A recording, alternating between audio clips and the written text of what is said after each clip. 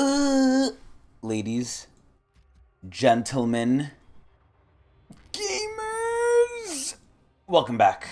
Welcome back to another great installment of League of Legends patch notes, where I, the genius brainiac of League of Legends, have come back out of retirement to go over the patch notes and tell you guys what's good, what's not, and if Riot is shitting themselves. So anyway, I got my dinner here, which I'm going to hope to eat, but I'm probably not, because that's what happens every time I do these hour-long fucking patch notes anyway. I have my food right next to me and I don't eat it, and then I get upset. But anyway, without further ado, let's get into it. So one thing, before we get into it, that I want to bring up is the fact that I think this is the first patch that I'm pretty much going into almost completely blind, because Surrender at 20 is pretty much dead. I've said it over the last patch note videos as well. Excuse me, how it's a big tragedy that Surrender at 20, kind of is not being updated anymore because the creator has gone through some problems. And that was the main place I got my league news, and I'm going to be honest, I haven't found a site I like the look of and that has all the league news aggregated in such a way as Surrender at 20. And because of that fact, I have not looked up league news. I don't know what new skins are coming. I don't know any of the changes, aside from general buzz around the community and in-game.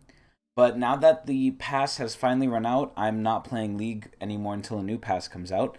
So I haven't heard the very most recent buzz. The biggest thing I've heard is that there's a 2v2 V2 game mode. So that's what? 2, 4, 6, 8. That's 8 players in total, which is actually less than normal, which I didn't even realize. But it sets up for you to get the hexakill again. You can actually get the hexakill and not the pentakill. But I guess I'll talk about that more if they actually include it, which I think they're not even close to including it. So let's just get into it and see what they got in patch 13.4. I'm most excited for the skins, TBH. Excuse me. I hope we finally get a legendary for one of my ADs, but let's see. Again, I know nothing. I don't even know the skins. I have a hint because, I do have friends that play League, and they told me it was space-themed, but we'll see. And I heard there's an Ivern skin in this one, so I'm going to review those at the end. But anyway, let's see what they're doing. Launch sequence ready to begin. Rockets ready. Check. Engine on. Check. Slippery sea creature and shocked Yordle. Check. Okay, they say shocked Yordle, so I wonder who that is. And slippery sea creature might be Nami.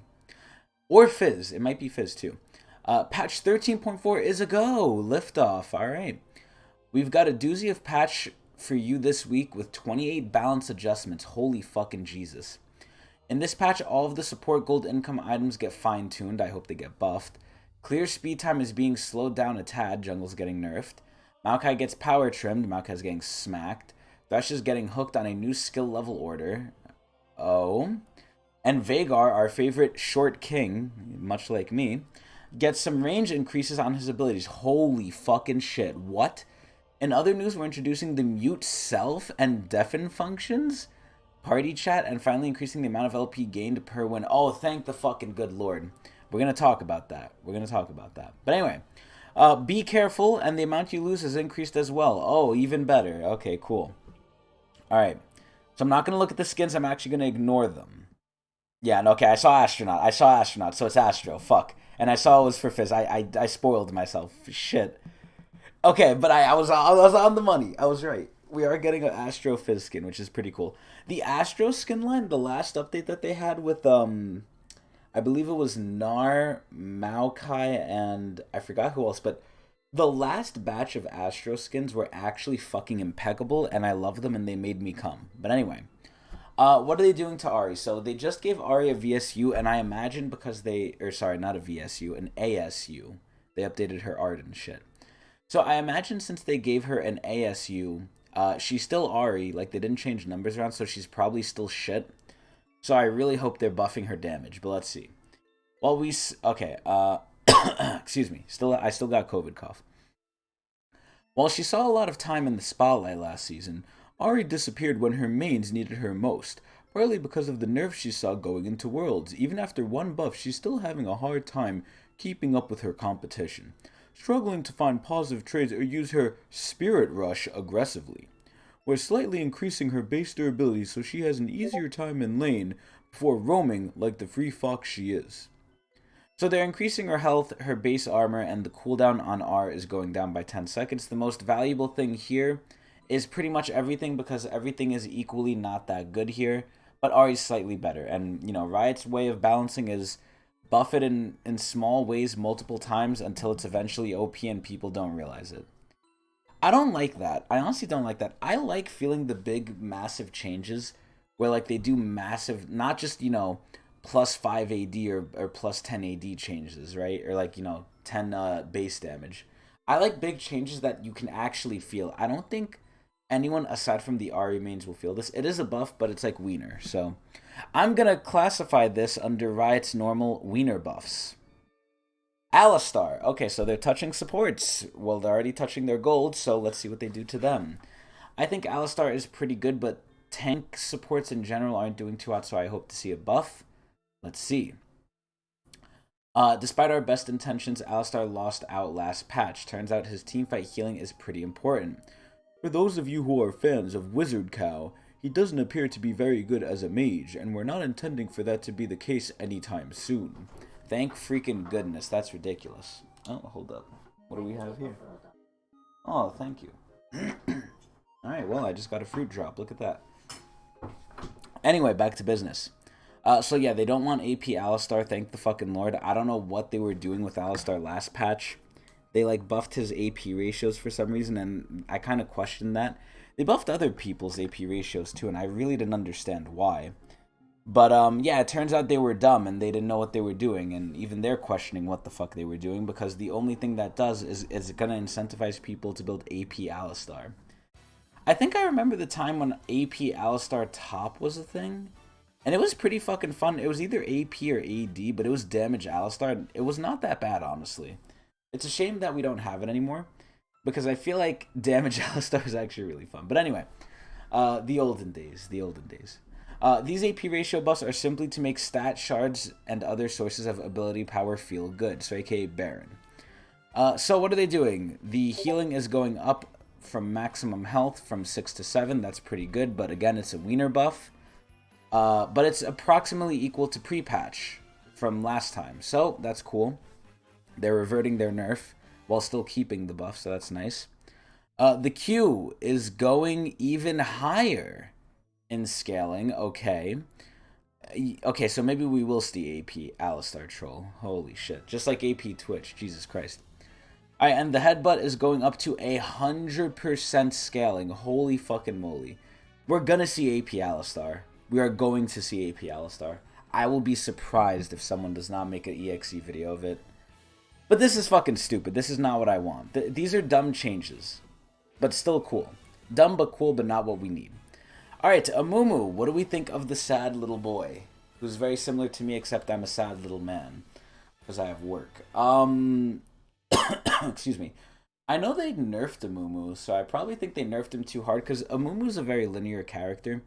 He's either going to be good or bad, and it's very easy to switch him from both, so hopefully they'll buff him. I haven't really seen him, so let's see.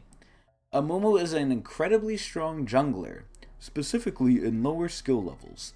His late game baseline power tends to disproportionately affect that bracket, so we're looking to address that skill skew with these changes. His support gameplay will catch some stray nerfs here, which is fine since he's also quite powerful there. It sounds like Amumu is just a constant issue, but I'm not seeing it. The biggest thing with Amumu is his Q, because it has the 2 charges. The ult and I guess the W, if you don't take care of him quickly enough, the W does do, I guess, okay damage, kind of. But anyway, what are they doing? So, Amumu base stats is going down, so he's a little less tanky. And then the W, no, my favorite part of his kit, no. The W is going down in percent health because you build that shit anyway with demonic. So, it makes sense. I guess his damage was the problem. I really didn't think that though, wow. So they're making him less tanky and do less damage. That's really sad too, because that adds up. That 0.4% adds up. That's actually not a Wiener change. That is a decent nerf, not Wiener nerf. Excuse me. Okay, so I played Anivia. I think she's okay. I'm not an Anivia one trick. Like, I forgot that pro player who was like an Anivia god, but who cares? I think Anivia is really good though. I heard she's sleeper OP, so most likely we're honestly I could see either buffs or nerfs because she's not really played. If you're sleeper OP, then that means only a couple people are abusing you, and maybe they want Anivia to be abused more. I could see either one. If she's sleeper OP, that means she's OP. It's just no one really knows or no one really cares because it's Anivia. But let's see. Outside of one rather blue man, Rise, Anivia has been one of the biggest winners from Seraph's and Rod of Ages buffs. She's now getting much more value out of her newfound durability. Diving against shorter range targets, we're bringing down her durability scaling a bit in exchange for her newly found durability in her items. Okay, so they're, equalizing her out. Because the items have gotten better, she needs to get worse on the same front. So, honestly, it's fine. This is where they did it before, and I mentioned when they did this before. I think it was with Gnar, but I don't remember. Where they showed the health growth values and the armor growth values and everything. And then they showed you what that actually meant at level 18. I don't know why they don't show you now, but, whatever. But you're probably losing, 0.9 to 0.2, that's 0.3. 0.3 times 18 is like, what? 3 something. You're losing like 3 and change armor, maybe a little bit more. Losing a couple points of armor. I mean, it's not bad, but I guess it's something, at least in the early game, right? This affects mostly early game. As the game goes on, it doesn't have too much of an effect, but who knows? Anivia is slightly worse. Who cares? Okay, Annie. I heard Annie is broken. I heard Annie is a little bit less sleeper OP. She's just OP because people know she's OP, and she's Annie, so she's fun. And she has a shit ton of skins anyway. And she's the face of League. She's the poster child. Or at least one of them. So anyway, yeah, they kind of went overboard. I'm expecting some nerfs here. It seems like all they're doing is nerfing everything except AP Cow for some reason, which I don't really like. I hope we don't get any AD nerfs in here, but let's see. Anyway, Annie and Tibbers have made a big impact on the Rift following their most recent gameplay updates. That's true.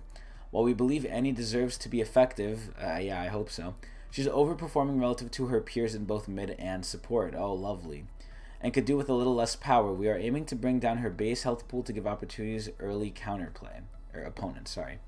Reducing her ambient damage from her shield and limit the summon frequency of Tibbers now that he's more of a threat. Interesting. So I agree with the base health thing because the shield was fucking amazing. Like, Annie's E was a cracked ability. It was ridiculous. So the base health going down for the shield being what it is, for the E, like, reflecting how much it does and providing what it does, I think that's fair. So the shield retaliation, this is undoubtedly going to get nerfed. And it's getting nerfed in a huge fucking way. 90 to 65, so 30 to 25 early. It's not bad, but the fact that they still kept the scaling is really good. The base damage going down hurts it a little bit, but not bad. But still, they're bringing it into line, which is fair. 90 was kind of ridiculous. Summon Tibbers is going up by 10 seconds, and then later on by 20. Wow. I mean, I feel like Annie has Tibbers up anyway, like all the time, because late game, if you don't have Tibbers, your only saving grace is your AoE stun with W. But aside from that, Annie kind of needs Tibbers in the late game. If you don't have a fight with Tibbers, you're kind of not really playing Annie correctly. But anyway, yeah, Annie's slightly worse, but it makes sense, and I agree with these. These are good. Oh my god, Aphelios. Okay, this is one of the worst ADs in the game. They really are scared of probably buffing him because, they literally got... Aphelios is one of the things that is probably a blemish on Riot's faces, just like Tyler 1, right? They fucking tried to, silence Tyler 1, and they even insulted him. They called him a trog. Or they called him a homunculus, not a trog. They called him a homunculus, and then look, now he's the poster boy for League, the guy who was permabanned, right? Aphelios is the same thing. Aphelios came out, was ridiculous. The community said he's ridiculous. Riot disagreed, and it became a living joke for them. It's a joke they will never live down. 200 years. 200 years. But Aphelios is not good. They made sure to see to that. They made sure to see that Aphelios is not what he was, nowhere near. Which, it was OP. I said it then, and I'll say it now. Aphelios on release was ridiculous. But his kit is so overloaded and so crazy. How the fuck do you balance something like this? It's actually wild. But regardless... he's not that good, and ADCs aren't that good in general. The crit changes with IE and Navori did help, but Aphelios is still lagging behind. His late game is pretty good, though, but hopefully they buff up his early game. His early game, I think, is the main issue, and how quick he scales. But let's see. Aphelios' big brain doesn't have quite enough wrinkles to find wins in solo queue nor enough fans in pro play. As such, Aphelios is receiving some relatively simple buffs. The choice of attack speed on his W rank up is to make the choice between attack speed and lethality a tight one. Okay, this is not true at all, and I'll tell you why after I finish it. Giving smart players one more avenue for optimizing their damage. Okay, let me tell you why this is dumb. I will tell you the exact order any ADC goes anything. Now, this is where I could honestly be wrong because I haven't played Aphelios in a hot minute and I don't know what they do with him anymore. However, I know what used to be done and this is what used to be done. And I'll explain why this didn't make a lot of sense, but why it kind of did. You would always level damage first, then attack speed, then lethality. Why? Because lethality used to be armor pen. Once they changed it to lethality, obviously it's going to be better early. No doubt it's going to be better early, but so is attack speed. So I guess for a long time people just valued the attack speed more, which, you know, it is what it is, but I don't think the lethality is that great. I think if they want to make Aphelios good again, and this might actually push him into OP territory, which is, you know, bad for pro play, quote unquote, they should give back his armor pen, but they're probably not going to do that. So let's see what they're doing. Passive, the Hitman and the Seer.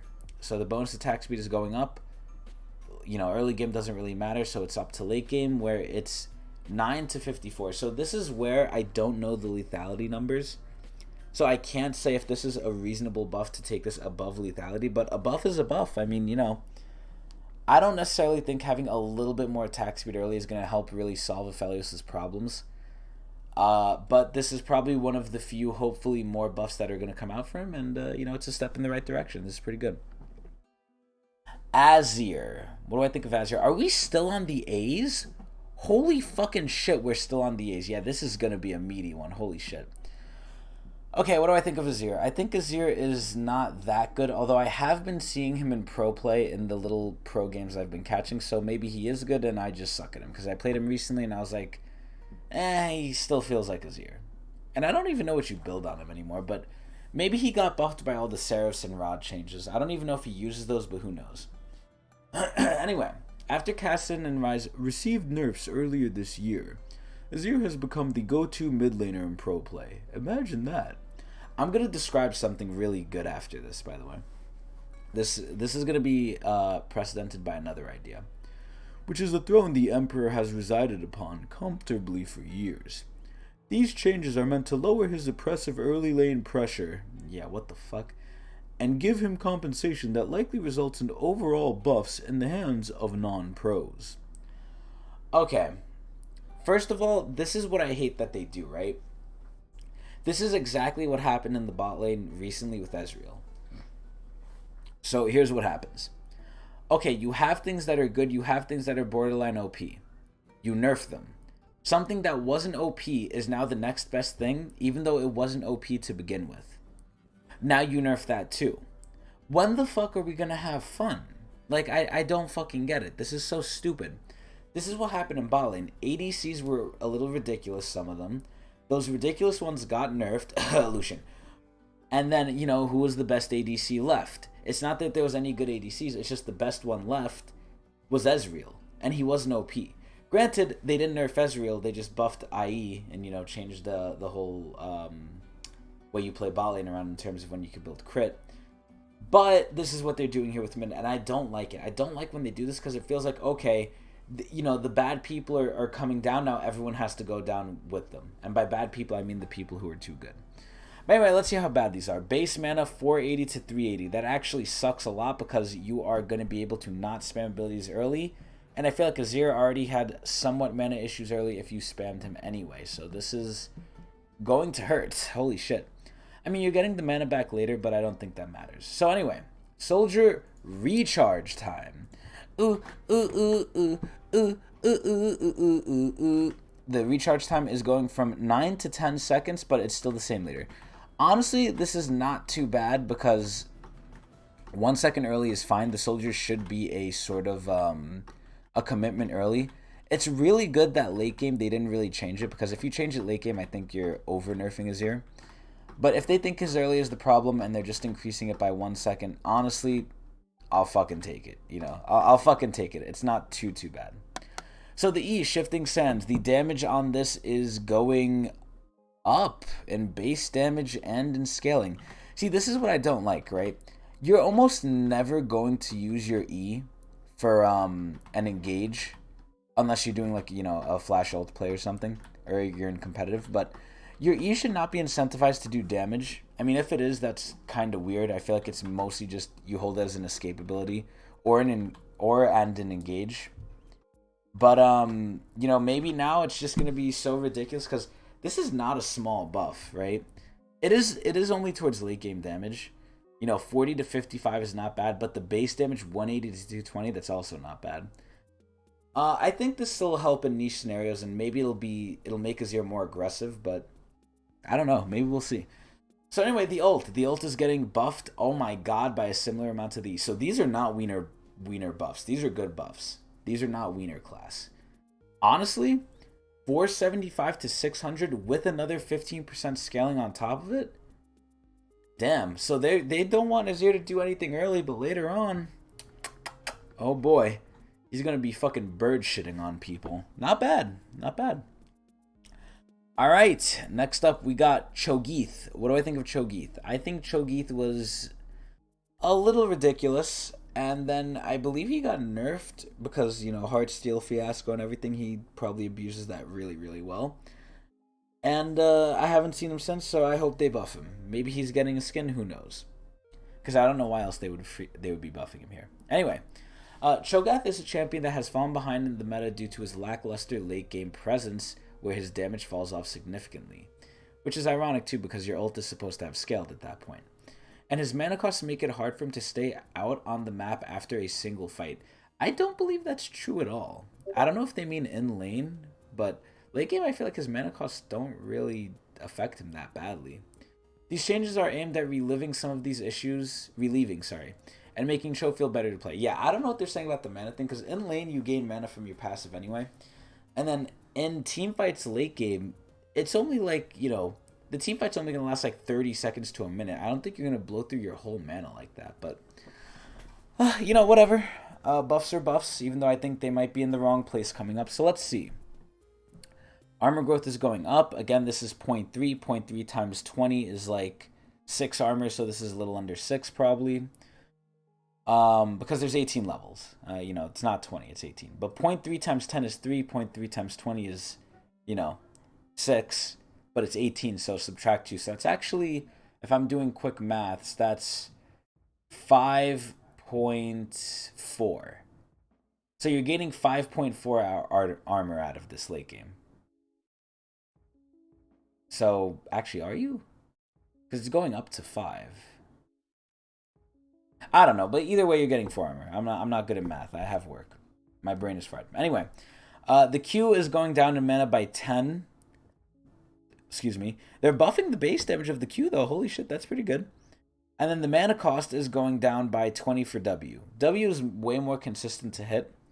But these mana costs going down are like kind of wiener. These are wiener changes right here. These are wiener buffs. I will definitely categorize these under the wiener category. Elise, I will say this every single time along with Lee Sin. These characters suck, they need to be reworked or removed. Unless they number buff them to where they literally stat check you, these characters suck dick. But Elise is probably a little bit better than Lee. But she's also, I don't know, because she's really good at diving. So I don't know. I don't know which one I'd prefer, but they're both shit.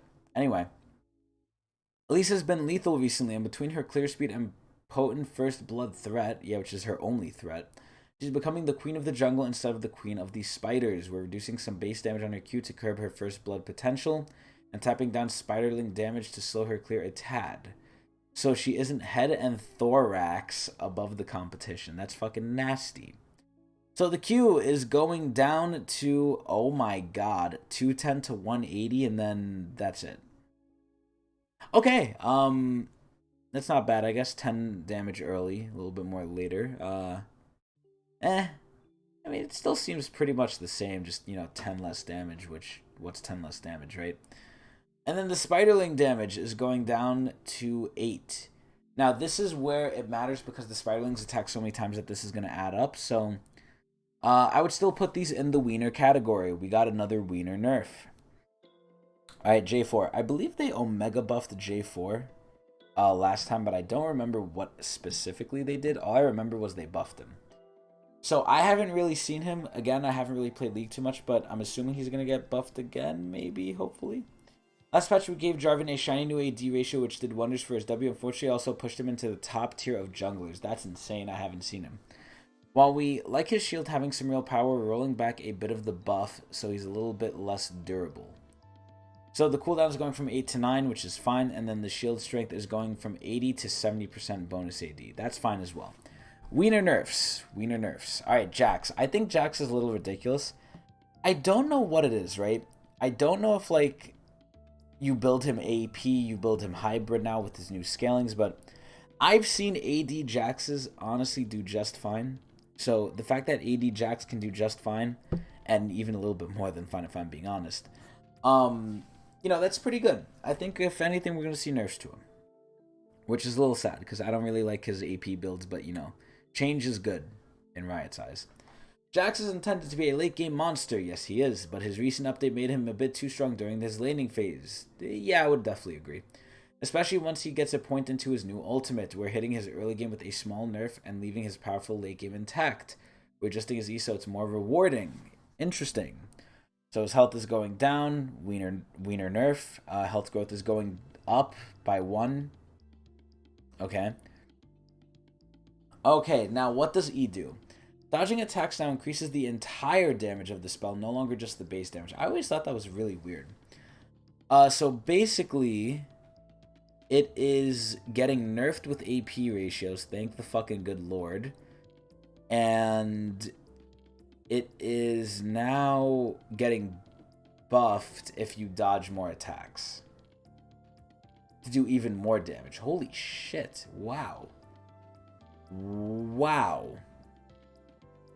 Wait, actually, is it? How much is it getting buffed by? Oh my god, it's going up to 140% AP. Holy shit. And 8% of the target's max health. That is insane. Okay, AP Jax is probably even stronger now if you dodge, like, a lot of things. Oh my god, that is scary. He's gonna one-shot the ADC. Okay, and the ult. What are they doing to the ult? The ult is going... slightly nerfed, okay.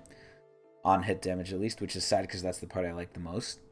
And then the bonus armor is going down as well. And the bonus MR is going... down as well. Overall, I think they're actually nerfing Jax more than they're buffing him. They're Omega buffing the E, they're Wiener nerfing everything else. Kind of sad. I don't like this new direction they're taking Jax personally. It seems like it could be good, especially for AP, but I really don't like that. Alright, Malphite. Malphite fucking sucks ass, and he needs a rework, and a VGU. He honestly needs a VGU. Update his visuals, update his gameplay, keep the ult. That's all you gotta do. Malphite can actually be such a cool character, but his character is so plain and so boring. And the only fun part about him is flying in like a giant fucking rock and, you know, being stupid. So I think they should definitely rework him, and they have a lot to work with. He is really cool. He is the shard of the giant construct that one of the Shreeman guys built to fight the Void, which ultimately failed, but let's see. Malphite's sustained damage as a tank juggernaut is fairly underwhelming. I didn't know he was a tank juggernaut. I thought he was just a tank, but... we're aiming to keep his damage relevant throughout the game, yeah, right, and allow him to have higher uptime on W. For more powerful auto resets, yeah, okay. So the cooldown's going from 12 to 10, that's really good, and then from 10 to 8 late game, that's really good as well. The empowered damage is going up early based on armor, that's pretty good, and then the cone damage is also going up based on armor. These are not bad. Honestly, his W should hurt more. Honestly, when Malphite activates his W, he should start booty clapping you. He should start spanking your fucking cheek like you've been a bad fucking boy. That's what I think. But this is good. I think this is good. I think Malphite needs some help, because it's better just to not be a Q spam bot and actually have to think when you play him. This is good. These are a little bit wiener, but not really. Okay, Maokai. Maokai is basically quote-unquote broken because of his stupid AP builds. They're probably going to nerf him. In fact, if they don't nerf him, I don't know what the fuck to do. Like, I don't know if I should review these anymore. But they're going to nerf him, I'm 99% sure they're going to nerf him. Okay, Maokai is way too strong right now. Let's go. And incredibly frustrating with his sapling bombs, which are meant to be zoning vision tools. So they don't want Maokai to do damage. They've made that abundantly clear when he was doing damage as support. When he was going top lane, they did not want him doing these things. They want him being a tank only. You know what you do to make him a tank only? How about you make something scale off tank in his kit that's actually good? How about you make the ult, the new one, right? I always say the main way to buff Maokai is bring back his old ult because it was so good. Okay, if you don't want to do that, fine. Bring, have it on the new ult then. Make it so the more armor and MR you build, the more of a damage reduction your like teammates get if the fucking roots pass through them. You know how good of a buff that would be? That would like cement Maokai as like a really good tank. Like it's so dumb. The ult is so stupid, and they did buff it, fairly recently to make it okay, where it gives like move speed if you hit a champion, and they increase the speed of it, I believe. But it's not enough. Like they can make the ult so much better. Anyway, what are they doing? What are they saying? While AP Tree is a compelling build, there's no risk to crafting a glass cannon when no one ever comes near to it. The sapling's cooldown nerfs will help tank Maokai, and he seems balanced at the moment, so we're compensating buffing Bramble Smash. Okay, cool. So they know that tank is going to get hurt from this, so let's see what they're doing. So the tank damage is going up in percentage health by 1%. That doesn't seem like a lot, but it pretty much is. It's a 7% damage increase, not bad. And then the saplings are going from 10 to 14 seconds. Holy fucking shit. And then they are reducing the AP scaling. That's pretty good. Damage is still doubled when a sapling is placed in a brush. Okay, cool. So, yeah, his saplings are way worse. I think they did do it here where they nerfed it enough to where AP Maokai isn't going to be that good. But if you play AP Maokai in general, I think you're trolling. But overall, I think these are good changes. I don't think these are wiener. I think these are alright. Orianna. Orianna is still stuck as an understudy after her last round of buffs, where we didn't quite go far enough to make the buff meaningfully impact. Yeah, I haven't seen Ori, so she probably needs another one. We're giving her a teeny bit more power in hopes that the ballerina can finally once again take her shot at the main stage.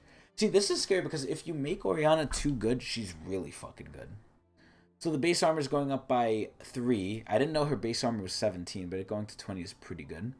And then the mana cost of W is going down to 80. Again, wiener buffs, but these are on top of more wiener buffs from last patch. So the more wiener buffs Riot gives in succession, the closer the champion is to probably being good. So I forgot if Orianna got any buffs before the last patch where she got them.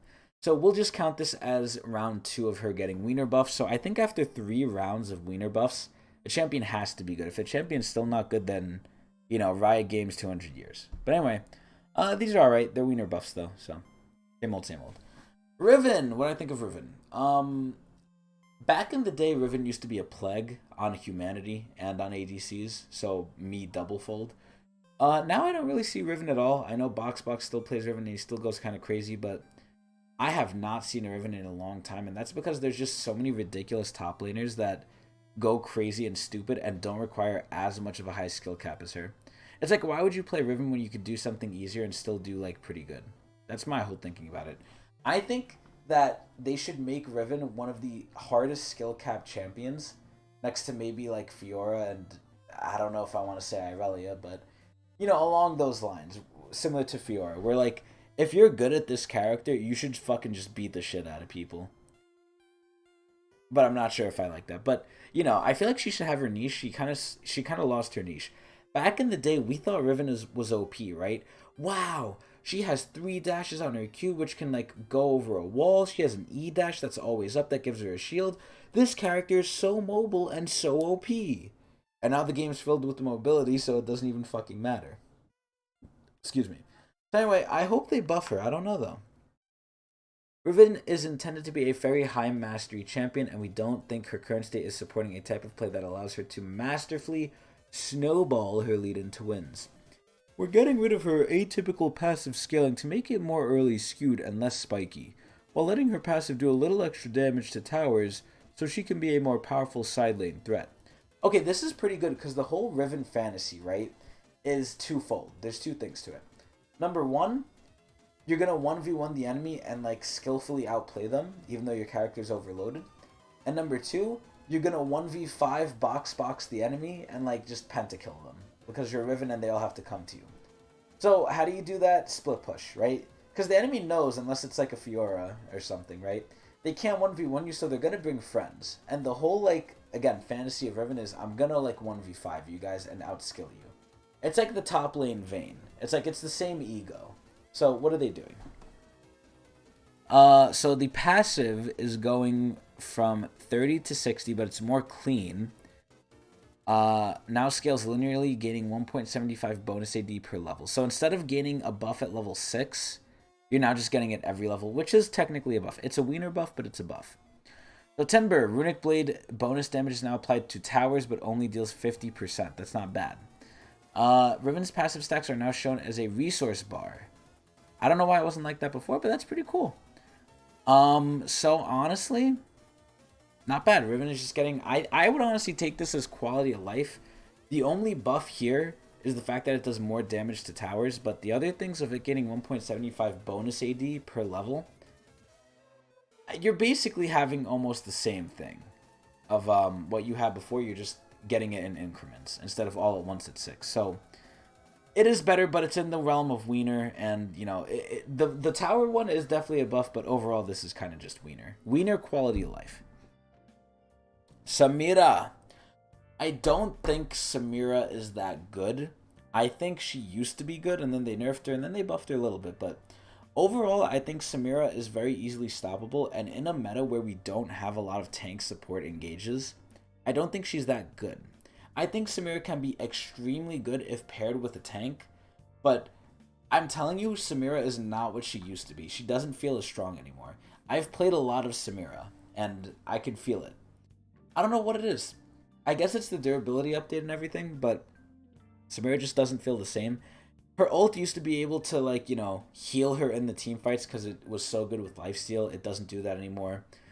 Her ult has, like, a longer cooldown now, so you can't get your ult as quickly again in the team fight. You can still get it, and I've gotten, like, my ult 3 times, you know, in some team fights. I'm not going to say I haven't, but it definitely is longer. And I don't know, I just feel like she doesn't dish out the damage that she used to. I feel like they need to buff her a little bit. So, I don't know if she's an issue in pro play or normal play, but I really hope they buff her. If they don't buff her, then she has to be an issue somewhere, and I don't think she's an issue anywhere, personally, that I've seen. But granted, I don't really see that much. But anyway, Samira has been performing exceptionally well for several months. Interesting, and her ban rate has skyrocketed. So again, this is what happens when all the ADs suck. The next runner-up gets good. These changes are hopefully a win for everybody. Those who are frustrated victims will be less frustrated, and Samira mains will find she's still strong, but actually available to pick. So that's actually, that thing they brought up here, it's actually really funny, because I actually think that's a big problem. If your champion that you love is too OP, it's going to get pick banned almost every game before you can get it. I feel like that's the case with Asol, and I haven't been able to play too much Asol, even though I've been spamming mid. And that's because he's always pick banned because he's so popular right now. I don't know if he's good. Granted, he didn't get buffed or nerfed, so I'm assuming he's, like, alright. But, yeah, to have your favorite champion be OP and not be able to play them really sucks. But anyway, what are they doing? So the move speed is 3.5% per stack. It's going down early, which is fine, and going up later to make up for it, which is, you know, it's a buff. It's going to hurt early for sure. For sure. But, you know, I guess we'll get it back. This is definitely a nerf to our early game, though. The move speed definitely helped. And then the lifesteal effectiveness on Inferno Trigger is going from 66.7 to 50. I said it before, I don't think the lifesteal on her ult is that oppressive anymore, but, I mean, if they're gonna nerf her, they'll nerf her like this, and honestly, as long as they don't touch her damage, which I already think is not amazing, it's pretty good, right? If you're in a team full of squishies, you're gonna kill them, and if you're fed, you're just gonna kill anyone. Except, like, some hard tanks. But overall, I'm not too sad with these nerfs. If they had to nerf her, I'm not sad that these are the nerfs. I mean, they're nerfs, but they're wiener. So, it's not that bad. They're not too wiener, but they're pretty wiener. Okay, Senna. What do I think of Senna? I think this character is not used except to troll and to have fun, and then she's not good and you lose anyway. I honestly think AP Twitch support is better than her. Why? Because she's so fucking squishy and she takes too long to get going. They made sure to see to that with the passive, right? The passive doesn't give you as much, but that was there for a while. I just think Senna's fallen out of favor. Now, this is a case where, again, her kit's overloaded, so if you make her good, she's, like, rampant. But I don't know what else to do. I mean, Senna's one of their, like, poster children, too, so I feel like Senna should be good. She has a lot of good skins, too, so let's see. They have to buff her. There's no way they're not buffing her. Senna has fallen behind in terms of strength and popularity lately, and on top of that, her core items are receiving nerfs. These buffs aim to compensate for those power losses and give her some power in the rest of her kit. So they're buffing ours cooldown and damage to make it more relevant, thank goodness, and buffing Senna's attack speed ratio to promote her build diversity through Kraken. Oh, thank God. I love building Kraken on Senna. Oh, Lord. See, I barely play Senna, but when I do, I like to build damage, not stupid lethality. So anyway, the attack ratio, attack speed per 100% is going from 0.3 to 0.4. I don't know how big of a buff that is, but it's a buff. I'm just going to say it's wiener, though, because that's the general trend. So the ult. What's the ult going to? It's going from 500 to 550. And it's gaining bonus AD scaling, which you get infinite of. And the cooldown is going down. Honestly, they're Omega buffing the ult a little bit. Not Omega, but Mega. We won't say Omega buffing, we'll say Mega buffing. Honestly, not bad. Not bad. Senna got decent buffs, especially with the ulti. Thresh! Excuse me. So I think Thresh is in a weird spot, right? He is an extremely... I think he's one of the best supports in the game if you are very good at him. But the problem is you have to be very good at him. So I think because of that, they have to buff him. He's not that good. I believe they buffed him before too, but let's... I don't know how well those ended because I haven't seen many Threshes. Why play Thresh when you could play Blitz, right? But anyway, what are they doing? They have to buff him. I think they're going to buff him here. So, QEW is Thresh's most popular yet least powerful skill build order. How the fuck do they know that? Why are they saying that? It's currently optimal to max W early and Q late. Why would they do that? E is cool. Thresh is at his best when he's throwing out hooks, navigating short-range combat, and overall controlling the battlefield, as opposed to primarily throwing out enhanced shields to his allies. Interesting. Oh, so what they're saying is they want QEW to be the max, the build order, but it's not, because people are maxing W, because the shield is so big. These AP ratio buffs are essentially scaling damage buffs because he gets 1 AP per soul, and these are here to give him some more choice in considering light AP itemization and runes. Interesting. So, what exactly are they doing? They're buffing his Q's AP damage and base damage, okay. And the cooldown is going down even more? Holy shit! Holy shit! So you can potentially have a 6-second Q if you land it at max level plus any more cooldown. So it's going to be under 6 seconds. That's actually insane. Wow. Okay, the W is going down in cooldown, which is good, but up later. And then the shield strength is going down, which is honestly fine. The shield shouldn't be that strong. It should be there, but it shouldn't be that strong. Thresh has a lot of tools at his disposal.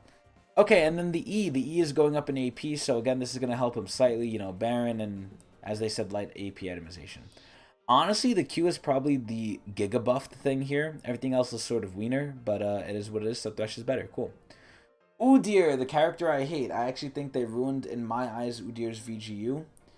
I think he is similar to the old Udyr, but the new Udyr I just don't like. I do not like 2 autos. The old Udyr, the 3 auto system, it felt really smooth. The 2 auto system with the new one just feels clunky and ass.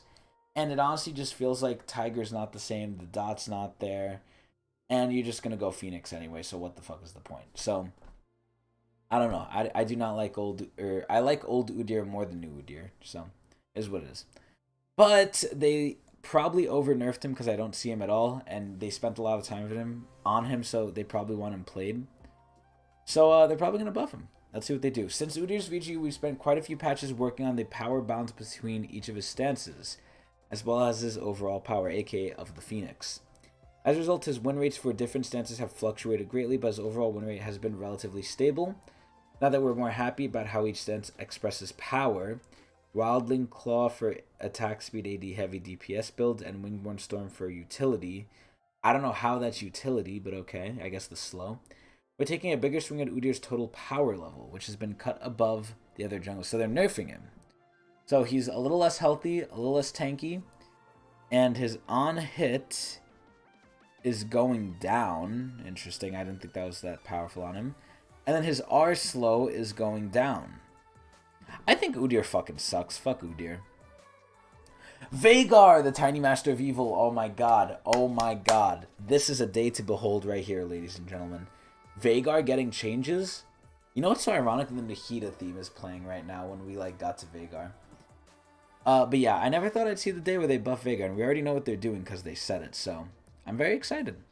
Vhagar is a bit short on the win rate, you goddamn right. While buffing his damage could definitely return him to his former glory, you know, they don't want to do that. That's going to be OP. We want to avoid situations where Vhagar outplays his opponents with a masterful QR display of skill. Instead, we're giving the immobile mage a bit more leeway when farming and poking around dangerous enemies. He'll still have to risk himself, but this should give him some nice breathing room. So the Q range is up by 100, which is pretty okay. And then the W range is up by 50, which is pretty okay. Wiener buffs, but not that wiener. Pretty okay. Okay, Viego. I honestly don't know what to say about Viego. I feel like Viego can still carry games because I've experienced it. I went up against the Viego who got fed and there's just nothing we could do. We hope he turns into the AD and we can kill him then. Aside from that, I think he's okay, but I don't think he's oppressive. So I don't know what they could do with him. I don't know if he's used in pro, because that's pretty much the deciding factor if I think they're balanced. Are they like a problem in pro play or regular play? Regular play, I don't think so. Pro play, I don't know. So honestly, I could see it going either way.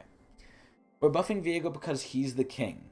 Nice! On a more serious note, Viego's been struggling to find more than just love recently with his declining solo queue and pro strength. Oh, haven't we all? Now that he's in a weaker spot, we're comfortable giving him some measured buffs to bring his power levels up a little bit. Interesting. So what are they doing? Q, shot through the heart. The passive damage from Q on his basic attacks can now critically strike. Aha. That sounds really good. And then the R, Heartbreaker, which I think is the most underwhelming part of his kit, but has a lot of outplay potential.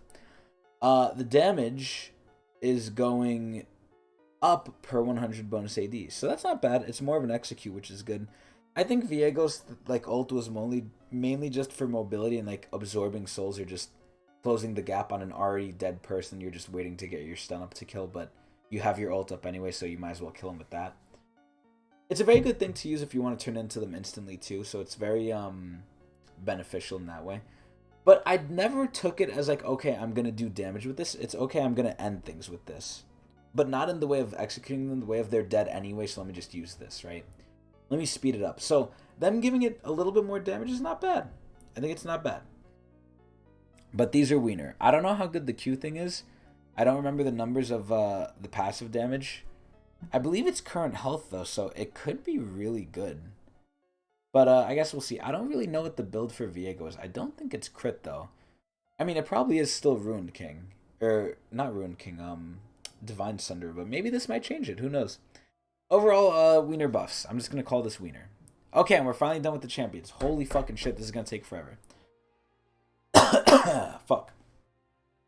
Alright, Demonic Embrace. This thing has been ridiculous on Maokai, on Udyr, on Amumu, all of the people who got nerfed, so it's probably getting nerfed also. Ozakamus Gaze is now capped at 40 damage per second against monsters. Okay, it is nerfed in the jungle. Cool. Doran's Shield. What do I think of D Shield? I think it's a pussy item, but it helps you pussy very well, so it's a good pussy item.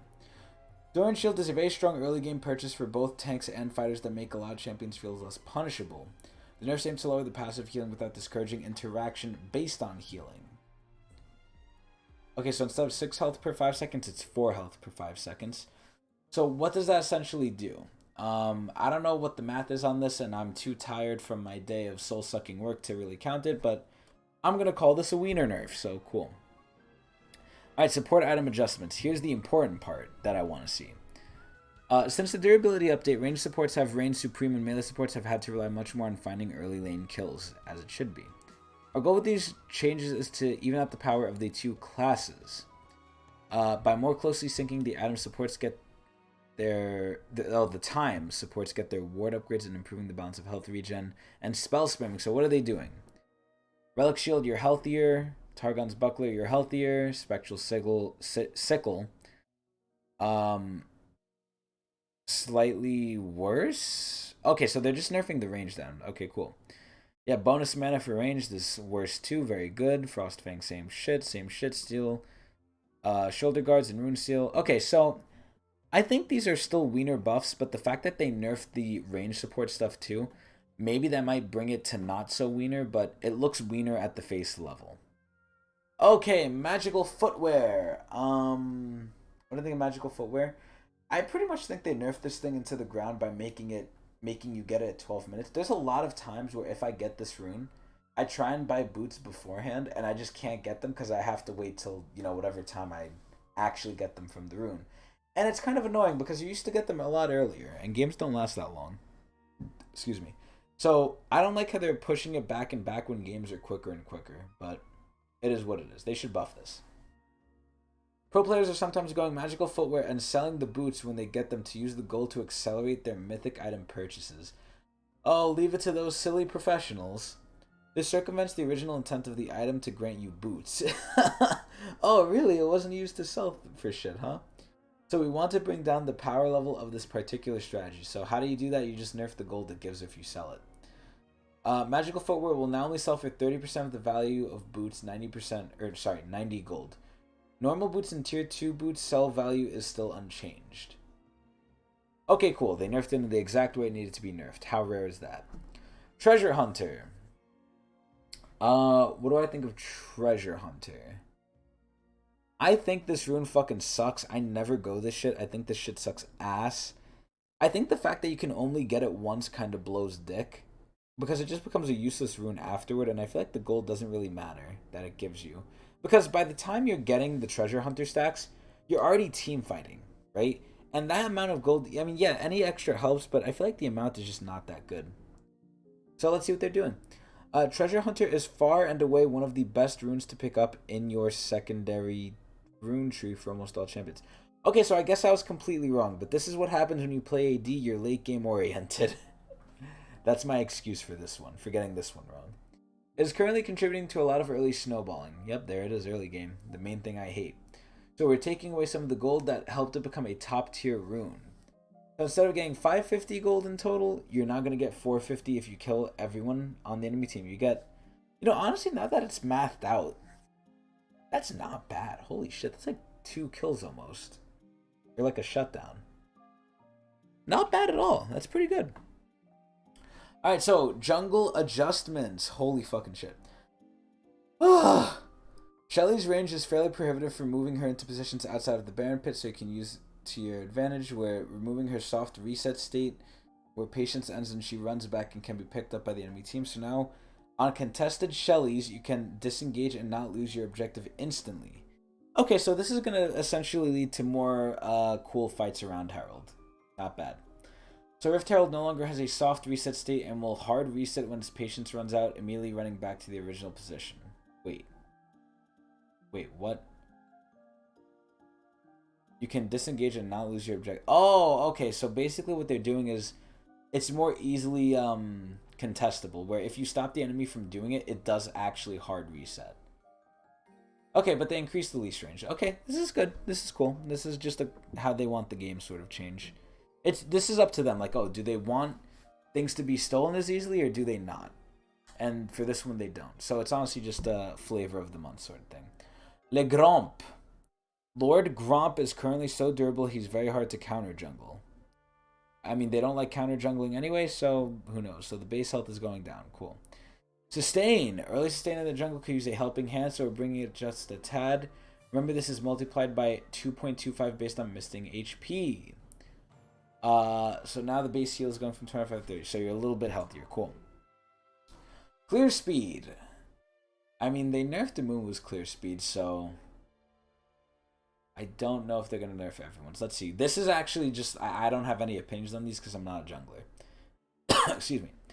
AP junglers have very generous ratio on their companion damage, and now that the meta is dominated by these champions, Elise and Amumu, It seems the ratio is a bit too generous. See, they nerf the AP junglers and then they nerf AP, so they're double smacking AP junglers, and I don't think it's right. Because if you're gonna nerf one thing, don't nerf like themselves too. They're nerfing the system and they're nerfing the individual champions. I think that's double whammying them past what they should get. So anyway, let's see. And they're also nerfing the item too. The Demonic Embrace too that I see here. So Demonic Embrace, after the changes to jungle HP scaling is in preseason, made it the preeminent jungle clear item and put a lot of pressure on tank bruiser junglers. It should still be a powerful spike for clearing and killing, but shouldn't be quite so overbearing in the PvE aspects. Cool. So essentially, jungle companion damage, there's so many numbers here. It is going... Excuse me, I'm getting like bored just reading this shit. It's going down by 2%. This is a wiener change. Fuck this change. This is so dumb. What the fuck is this? Early game League of Legends has become very snowbally. Oh yeah, don't we fucking know it. There's no late game anymore. The late game is like 25 minutes, 20 minutes. We're paring down early leads from kills so that when someone gets ahead early into the game, they don't get so far ahead so fast. Okay. So this is kill experience, so overall it's less. Okay, cool. Comeback kill experience. Oh my god. Okay, what did they say for this one? Especially in the jungle, kills could quickly swing players back into parity with opponents who are substantially ahead.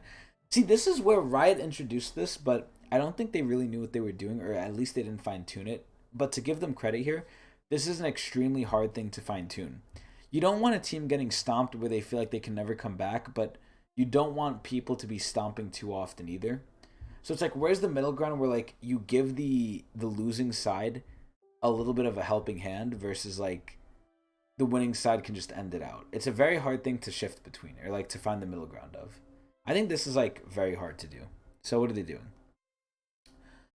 Comeback mechanics in League are built to get you within a fighting chance of the opponent, but the comeback system on kills brought you up to their level. Yeah, it honestly did. The fact that I could kill someone and get over 1,000 gold is kind of ridiculous. So they're just talking about the experience though. So 5% per level difference. Interesting. So this is a buff, isn't it? 16% of the level difference to 20% of the level difference. You know what? I don't know. Who the fuck knows what this is? What are they doing? There shouldn't be a major shift in leveling League, but it should mean level leads are a little bit stickier. Okay, whatever. So they're basically saying, like, if you have a lead, we're going to let you keep it and not be as... The enemy isn't going to be able to get into it as easily if you're ahead. Okay, cool. ARAM balance, I don't care. Oh, actually, wait, I care about ASOL. They're nerfing ASOL and ARAM. Makes sense because he's so AoE. I would love to get ASOL and ARAM. Holy shit. And they're nerfing the death timers. That's pretty cool too. Village Water Cup, I don't give a shit. Introducing Party Chat. Okay, what is this? What is this? Party Chat is a new chat channel that allows you to chat to just your pre-made party members. Chat channels indicate who will see the messages and see who... The chat console will now show the chat channels receiving your messages. You can toggle between... Okay, so it sounds like this is just a new channel for people who are in voice. Interesting. Okay, pretty quality of life, I guess. Behavioral systems. Okay, so this is what I'm curious about. This sounds like Discord a little bit. So, new commands for /mute self and deafen are available. We've seen players use the automatic chat abuse detection and muting feature in order to mute themselves, which is a misuse of that system. Wait, what?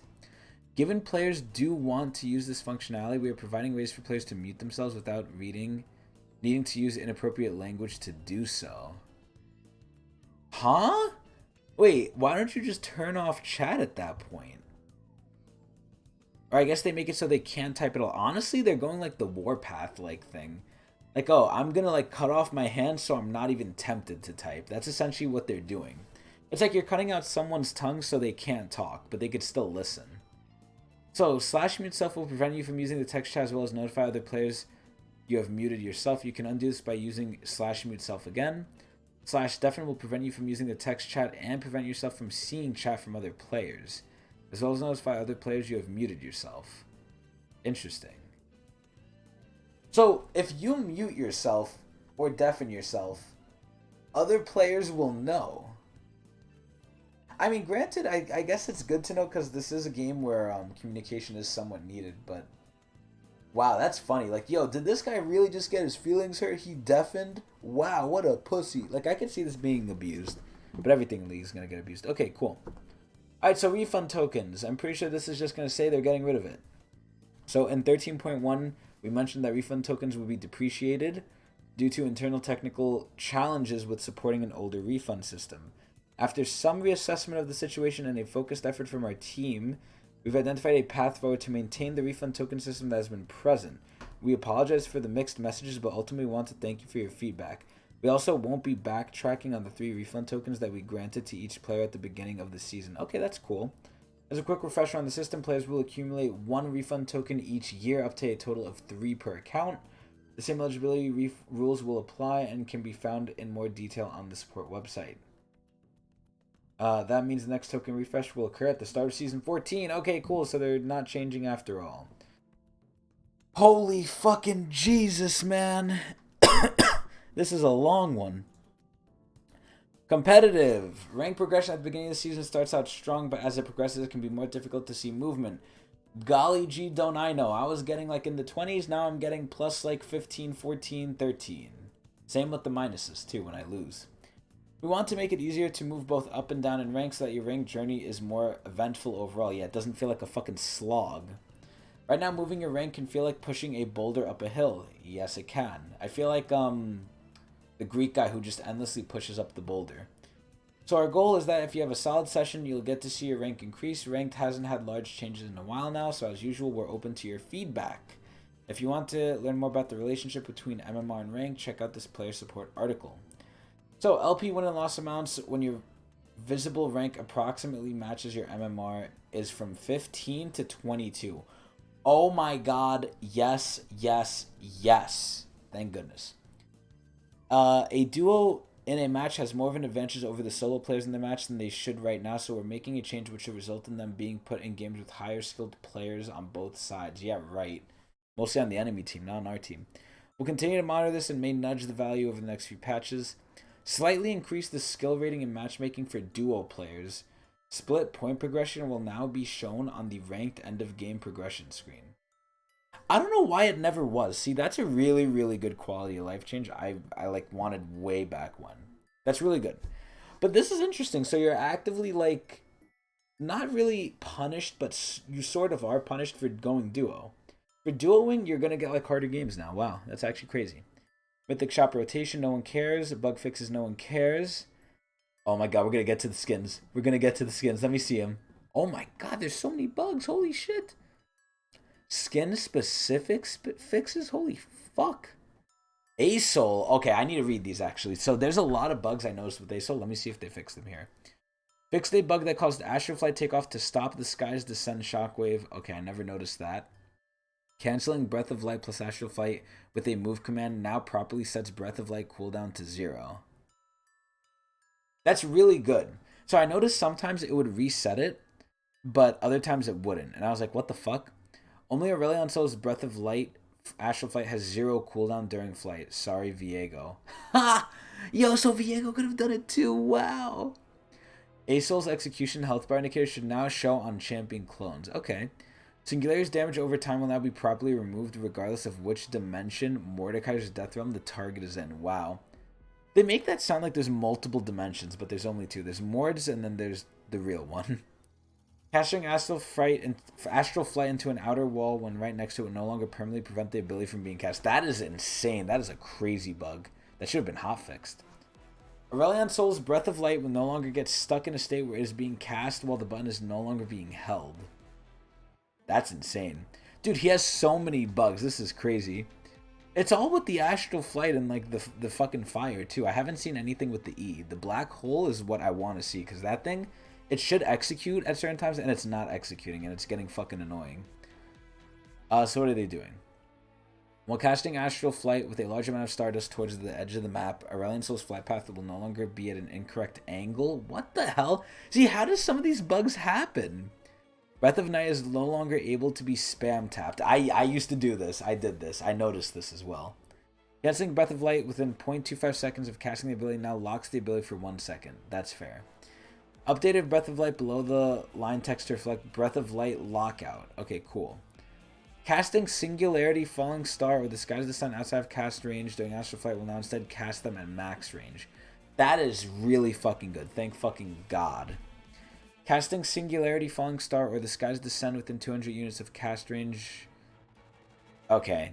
Alright, so most of these are ass. Let me read through them. I'm not going to go through all of them. Wait, when Aurelian's soul is able to cast the Skies Descend, there's a global chat message? That's funny as shit. That's funny as hell. Okay, SFX updates for Champ Select and the Storm Dragon Ashen Lord skins? Really? What? Fix the bug that caused Mecha Aurelian Soul's pink chroma to use base ultimate impact visuals. Oh. Okay, here we go. Fixed a bug that caused the Aurelian Soul's E Singularity to repeat damage in the area. Okay, that's not the bug I was looking for. There's a bug, I feel like, with A Soul's E where they're in execute range, but they're not getting executed. Or maybe that's just because they're not hitting the smack dab center of the black hole. I think they need to hit that. So maybe I could be wrong. Yeah, looks like that didn't show up. So maybe I'm wrong. Okay, here we go. Let's look at the skins. So we have Astro, Fizz, and Kennen. I'm looking at the blown up splash art on my end, but you guys can see it here. Honestly, the Fizz one looks cool. The Kennen one looks more like Gnar. And I see the little like alien meeps are here too. That's kind of interesting, I guess. Astronaut Ivern. This doesn't even look like Ivern, I'll be straight dead honest. The splash art's cool as shit, but I wouldn't recognize this as Ivern until I looked at it like a lot more closely. But it's a cool skin. I think they really did good with Astro. Astro looks really good now. What's next? Astronaut Singed? Okay, this should have been a legendary, and it probably is going to be an amazing skin. If this is not an amazing skin, I will be shocked and disappointed at the same time. And Astro Zereth. Oh, this skin looks crazy. This shit better look cool, too. I have a fear that, like, it's just going to be, like, similar to base Zereth, but I'm expecting great things. The skin team has not let me down too often anymore, especially after Fright Night. Fright Night was, like, probably their best skin line of last year. So if they could do something similar to Fright Night in terms of just quality, like, I'll be surprised. But no legendary, unfortunately. No ADC skins, unfortunately. But you know what? Still pretty good skins. I need to see them in game. I'm excited to see them in game. And I heard the next patch's skin set is going to be juicy too. But we won't know that for 2 weeks. So overall, lots and lots of changes this patch. Lots and lots and lots of changes. They nerfed a lot of things that were a little ridiculous. They gave wiener buffs to people. Jack's got a little bit of a ridiculous one. But aside from him, yeah, I don't know. I mean, I like that they're buffing Thresh too, honestly. And Veigar too. So, even though they nerfed Samira, the 1 AD that was touched this patch, everything else they nerfed kind of needed to be brought into line. You know what? I'm going to give this patch... See, it's hard because I think they, like, nerfed so many things, but... I think they needed to be nerfed. Honestly, I'm going to give this patch like a 7.5 Mark Merrills out of 10. Just because even though there's not much in here for me personally to like be excited about, I think it was actually a meaningful patch in terms of like bringing things in line. They brought a lot of things in line. I don't know what's going on with these patch notes where like they're touching a lot of things now. I feel like the patch notes go over a lot of shit more than they do before. And it's actually really fucking surprising. Like, they go over a lot. But anyway... I'm gonna leave it at that. 7.5 out of 10 Mark Merrills. That's gonna be patch notes. I'm really excited to see the new skins in 2 weeks because they're actually gonna be a surprise now. And yeah, that's about it. Hope you guys enjoyed.